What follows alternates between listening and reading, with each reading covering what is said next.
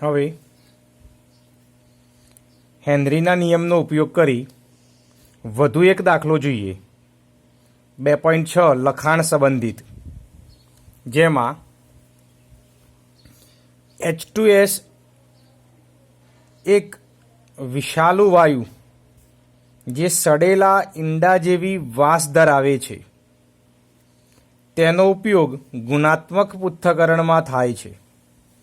જો H2Sની પાણીમાં દ્રાવ્યતા અહીં આપેલી છે 0.195 મોલર, તો હેનરી અચળાંક KH શોધવાનો છે અને STP એ દબાણ આપેલું છે H2S વાયુનું. હવે હેનરી અચળાંક શોધવાનો છે, તો હેનરી અચળાંક શોધવા માટે આપણે હેનરીના નિયમ પ્રમાણે જે સૂત્ર જોયું તે આપણે જાણીએ છીએ. P બરાબર KH ઇન્ટુ X. અહીં હેનરી અચળાંક શોધવાનો હોવાથી તેને સૂત્રનો કર્તા બનાવેલો છે. તો KH ને સૂત્રનો કર્તા બનાવતા તો P અપોન X, અહીં Pની કિંમત એટલે કે દબાણ H2S વાયુનું આપેલું છે STP એ 0.987 બાર. તો અહીં H2S વાયુનું દબાણ 0.987 એપ્લાય કરીશું. હવે H2Sના મોલ અંશ શોધવા પડે તો જ KH આપણે શોધી શકીએ. તો H2Sના મોલ અંશ શોધવા માટે શું કરીશું? તો રકમ પ્રમાણે H2Sની પાણીમાં દ્રાવ્યતા મોલાલિટીમાં આપેલી છે. H2Sની પાણીમાં દ્રાવ્યતા મોલાલિટીમાં આપેલી છે. તો આગળ આપણે જોયું તે પ્રમાણે મોલાલિટીનો અર્થ શું થાય? તો મોલાલિટીનો અર્થ શું થશે જોઈએ. આગળ એક દાખલો જોયેલો 0.25 મોલર હોય તો મોલાલિટીની જગ્યાએ આપણે એનું સૂત્ર એપ્લાય કરતા. મોલાલિટીની જગ્યાએ જે ઉપર હોય 0.25 એ દ્રાવ્યના મોલ ગણતા અને દ્રાવકનું દર સૂત્ર પ્રમાણે વ્યાખ્યા પ્રમાણે 1 kg 1 કિલોગ્રામ લેતા. તો અહીં તેવું જ થશે કંઈક. તો મોલાલિટી 0.195 આપેલી છે. તો આ શું થશે? તો આ 0.195 એ દ્રાવ્યના મોલ થશે. અહીં દ્રાવ્ય H2S છે માટે તે દ્રાવ્યના મોલ થશે અને દ્રાવક જે દ્રાવક છે પાણી તેનું દર 1 કિલોગ્રામ એટલે કે 1000 ગ્રામ થાય. આવો અર્થ આપણે આગળના દાખલામાં જોયા હતા. તે પ્રમાણે આનો અર્થ અહીં આવો કાઢી શકાય. માટે આ મોલ થશે દ્રાવ્યના અને દ્રાવક 1 કિલોગ્રામ એટલે કે 1000 ગ્રામ થાય. તો મોલન શોધવા માટે કોની જરૂર પડે? તો આગળના દાખલામાં જોયું ભાઈ, મોલન શોધવા માટે ઘટકોના મોલની જરૂર પડે તો ઘટકોના દરની જરૂર પડે. એટલે કે દ્રાવ્ય અને દ્રાવકનું દર અથવા મોલની જરૂર પડે. તો અહીં એક ઘટક H2S તેના મોલ 0.195 આપેલા છે. બીજો ઘટક પાણી તેના મોલ શોધવા માટે તેનું દર આપેલું છે. તો H2Sના મોલ શું થાય? તો દર ભાગ્યા આણ્વીય દર. દર 1000 ગ્રામ, એનો આણ્વીય દર 18. તો H2Oના મોલ 55.55 થાય. આમ 0.195 મોલર H2Sની પાણીમાં દ્રાવ્યતા ના પરથી H2Sના મોલ અને પાણીના મોલ આપણે શોધ્યા. હવે કોના મોલન શોધવા છે? કોના મોલન્સની જરૂર છે? તો H2Sના મોલન્સની જરૂર છે.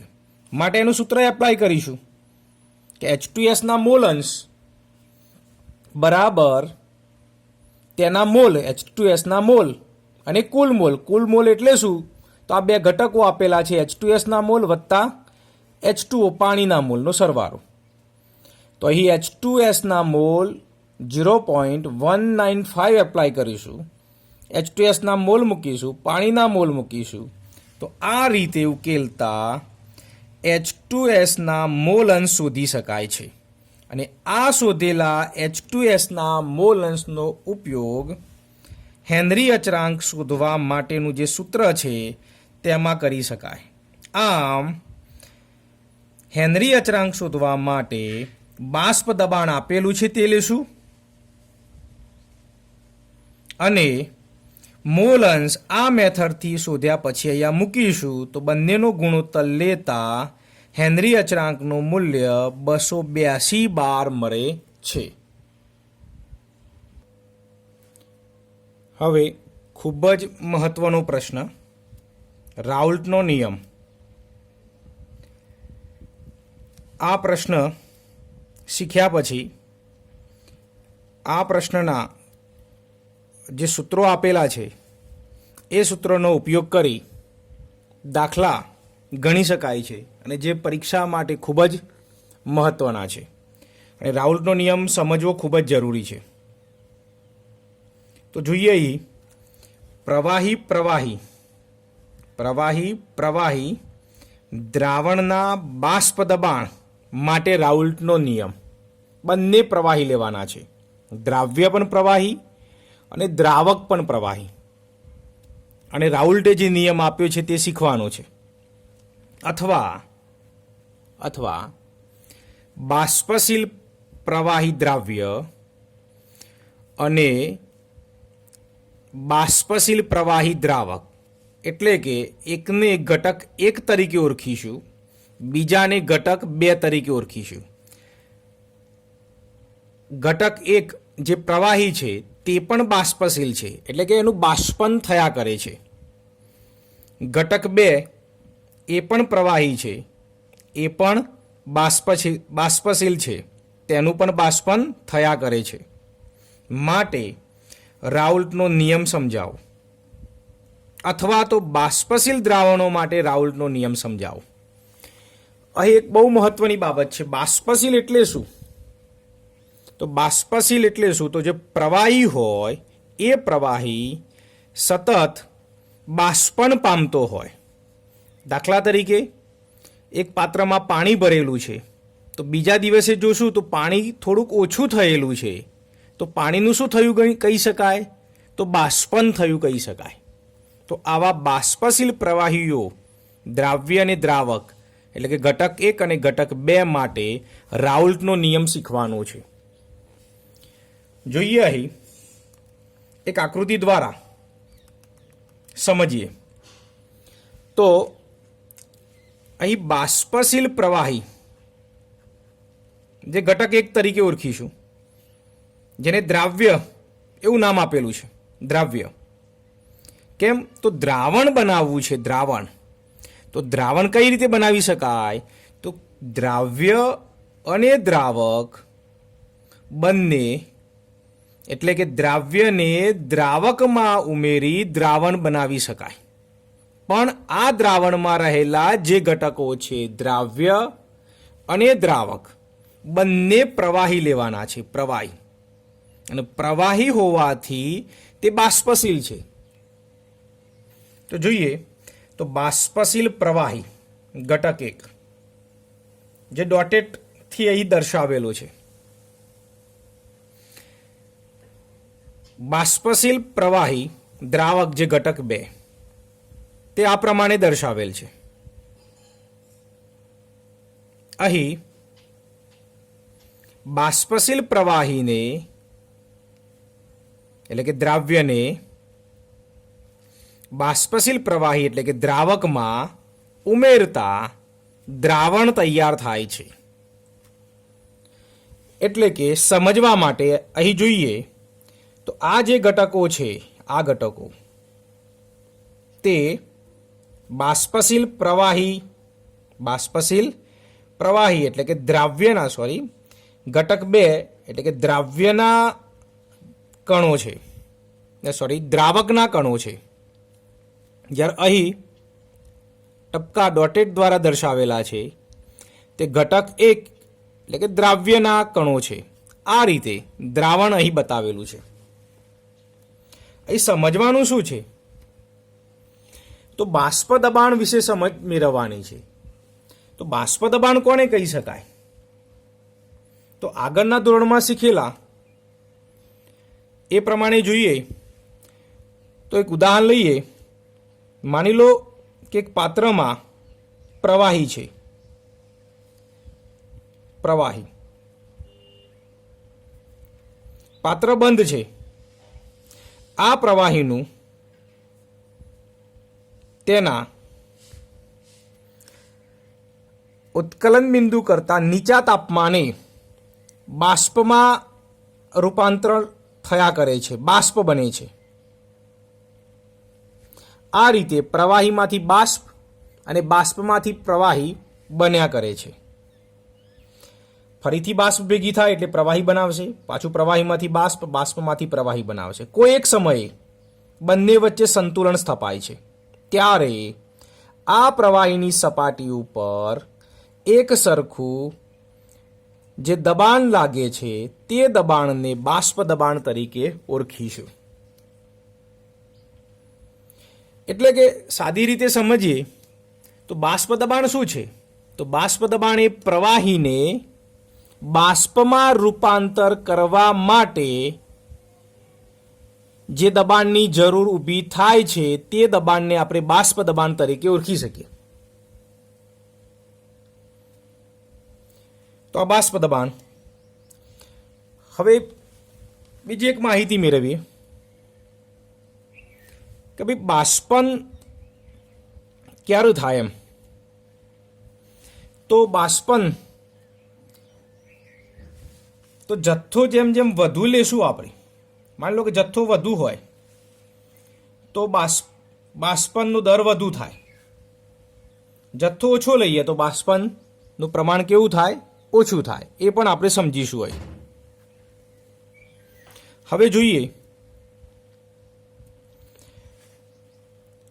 ઘટક 1 નું બાષ્પ દબાણ એ કોના સપ્રમાણમાં છે? તો ઘટક 1 નું બાષ્પ દબાણ એના જથ્થાના જ સપ્રમાણમાં છે એમ કહી શકાય. માની લો કે ઘટક 1 એનો જથ્થો વધુ હોય તો એનું બાષ્પ દબાણ વધુ હશે. એ જ રીતે ઘટક 2 જો એનું પ્રમાણ વધુ હોય, એના જથ્થો વધુ હોય તો એનું બાષ્પ દબાણ વધુ હોય.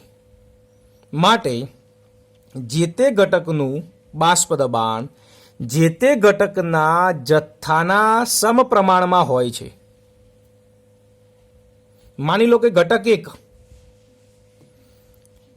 તો ઘટક 1 નું બાષ્પ દબાણ એ ઘટક 1 ના મોલ અંશના સપ્રમાણમાં છે. જથ્થો એટલે મોલ અંશ આપણે ગણીશું.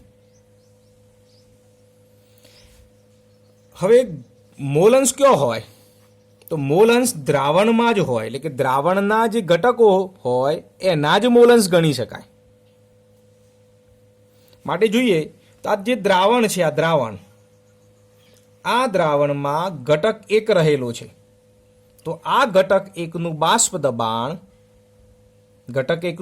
દબાણ એ ઘટક 1 ના જથ્થા એટલે કે એના મોલ અંશના સપ્રમાણમાં હોય છે.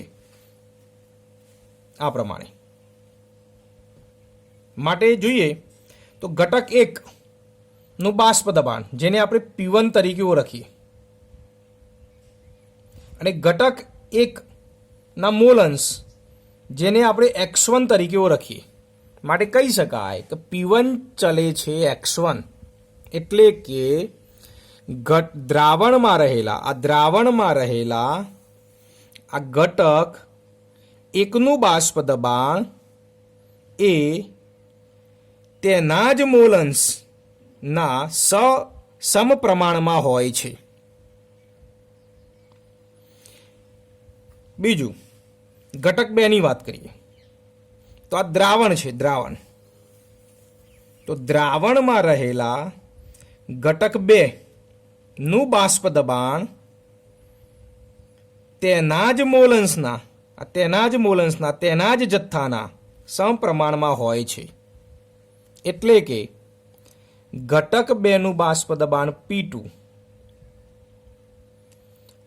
ઘટક 2 નો મોલ અંશ x2, એટલે કે P2 ચલે છે x2, એટલે કે દ્રાવણમાં રહેલા ઘટક 2 નું બાષ્પ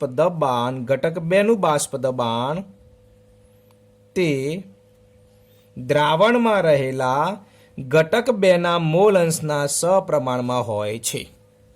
ટૂંકમાં એમ કહી શકીએ કે જે દ્રાવણમાં રહેલા જે તે ઘટકનું બાષ્પ દબાણ જે તે ઘટકના મોલ અંશના સપ્રમાણમાં હોય છે. અહીં ઘટક 1 અને ઘટક 2 બંને પ્રવાહી છે. આ નોંધ કરવી જરૂરી છે. ઘટક 1 અને ઘટક 2 બંને પ્રવાહી છે, માટે બંને બાષ્પશીલ છે, માટે બંનેનું બાષ્પ દબાણ ગણી શકાય છે. માટે અહીં ઘટક 1 નું બાષ્પ દબાણ અને ઘટક 2 નું બાષ્પ દબાણ લીધેલું છે. આમ ઘટક 1 નું બાષ્પ દબાણ, દ્રાવણમાં રહેલા ઘટક 1 નું બાષ્પ દબાણ અને દ્રાવણમાં રહેલા ઘટક 2 નું બાષ્પ દબાણ બંનેના બાષ્પ દબાણનો સરવાળો કરતા, એટલે કે દ્રાવણમાં રહેલા બંને બાષ્પશીલ ઘટકો જે બાષ્પ દબાણ ધરાવે છે તેમના બાષ્પ દબાણનો સરવાળો કરતા દ્રાવણનું બાષ્પ દબાણ શોધી શકાય છે. તો દ્રાવણનું બાષ્પ દબાણ શોધવું હોય તો દ્રાવણની અંદર રહેલા બાષ્પશીલ ઘટકો, સમજો બાષ્પશીલ ઘટકો, એ બાષ્પશીલ ઘટકોના બાષ્પ દબાણનો સરવાળો કરવો પડે. અહીં આપણે જોયું કે ઘટક 1 નું બાષ્પ દબાણ P1 ચલે છે x1, ઘટક 2 નું બાષ્પ દબાણ P2 ચલે છે x2. હવે આ P1 અને P2 નો જો સરવાળો કરીશું તો આખા દ્રાવણનું બાષ્પ દબાણ આપણે શોધી શકીએ છીએ. હવે જોઈએ આગળ બુક પ્રમાણે. આગળ જે જોયું આપણે સમજૂતી મેળવી તો બંને પ્રવાહી હોય અને એનાથી બનતું જે દ્રાવણ છે એ દ્રાવણનું બાષ્પ દબાણ શોધવું હોય તો એ દ્રાવણમાં રહેલા જે ઘટકો છે, ઘટક 1 અને ઘટક 2 બંનેના બાષ્પ દબાણનો સરવાળો કરતા કુલ દ્રાવણનું, એટલે કે દ્રાવણનું બાષ્પ દબાણ મળે છે. જોઈએ તો ઘટક આપણે જોયું તે પ્રમાણે ઘટક 1 નું બાષ્પ દબાણ P1 અને તેના મોલ અંશ x1 છે.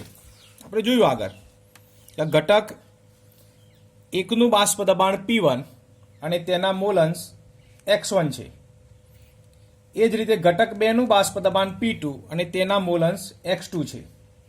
હવે ઘટક 1 અને ઘટક 2, આ ઘટક 1 અને ઘટક 2 ને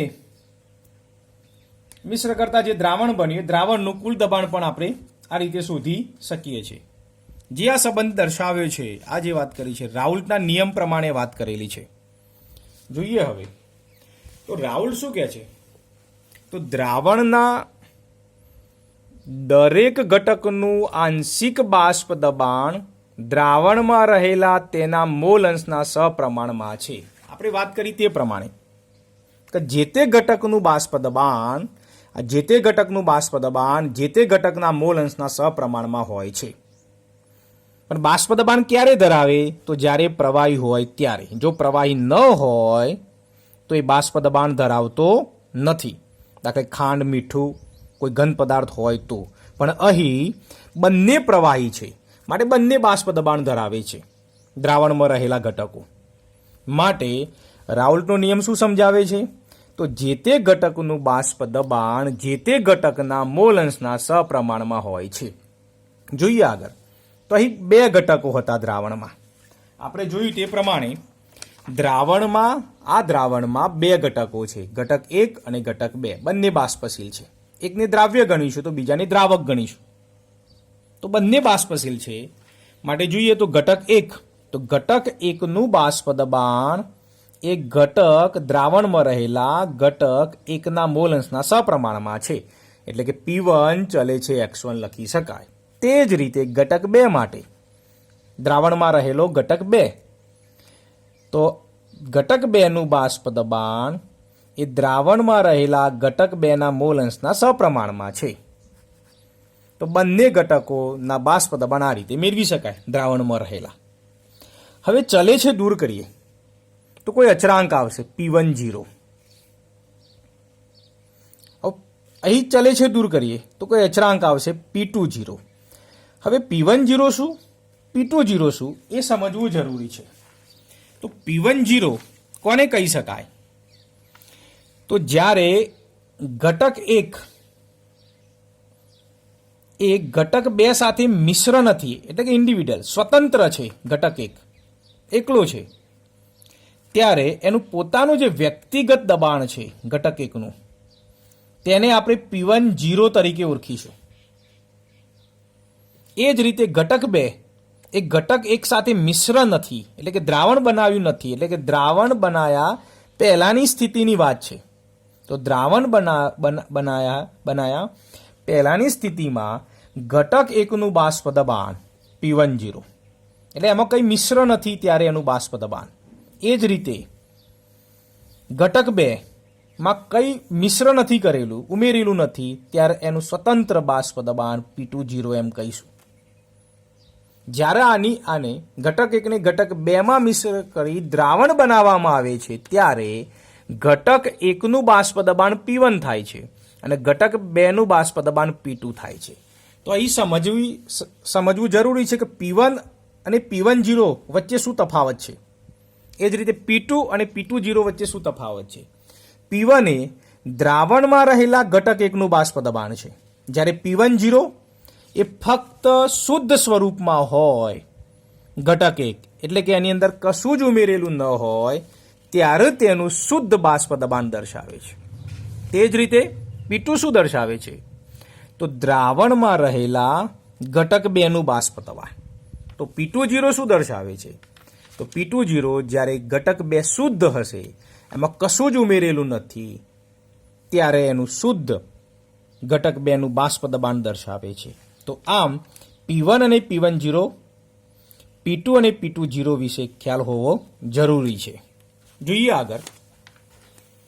તો આ રીતે P1 બરાબર P10 ઇન્ટુ x1, એ જ રીતે P2 બરાબર P20 ઇન્ટુ x2.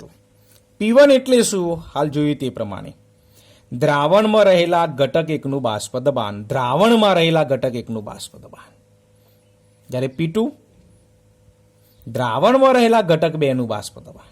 એ જ રીતે x1 દ્રાવણમાં રહેલા ઘટક 1ના મોલ અંશ, હંમેશા મોલ અંશ દ્રાવણમાં રહેલા ઘટકના જ હોય. એ જ રીતે x2 દ્રાવણમાં રહેલા ઘટક 2ના મોલ અંશ.